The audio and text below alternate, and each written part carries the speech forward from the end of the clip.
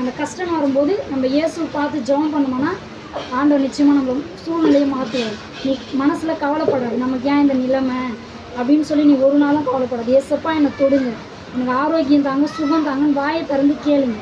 சரியா? ஆவியானவரே இந்த கிருபைக்காக நன்றி செலுத்துகிறேன் தகப்பனே. ஆண்டவரே இந்த அருமையான வேலைக்காக நன்றி தகப்பனே. இது ஆண்டவரே இந்த தாயாருக்காக ஜெபிக்கிறேன். தாயை நீர் ஆசீர்வதிங்க, வழிநடத்துங்க, பலப்படுத்துங்க தகப்பனே. எந்த சூழ்நிலை விழுந்திருக்கிறாரோ அந்த எழுந்து இயேசுவின் ரத்தத்தில் தகப்பனே நடக்க முடியும். அந்த அபிஷேகத்தில் இருக்கணும். நீதான் சர்வ வல்லமுள்ள தேவன், ரட்சகர், பரிசுத்தர், மகிமுள்ள தகப்பன் தெரிந்து நாங்கள் ஜெபிக்கிறோம் ராஜா. இன்னும் தகப்பனே ஏசப்பா இதோ தகப்பனே இந்த தாய்களுக்கு எல்லாம் பாவங்கள் சாபங்கள் நிர்மூலமாக்கி பரலோக ராஜ்யத்தில் பிரவேசிக்கிற பாக்கியத்தை உண்டாக்குங்க. இயேசுதான் மெய்யான தெய்வம், இயேசுதான் ரட்சகர், இயேசுதான் பரிசுத்தர், வல்லின் சத்தியம் ஜீவமாக இருக்கிறது. அந்த அபிஷேகம் உங்களுக்கு தேவைப்படுகிறது.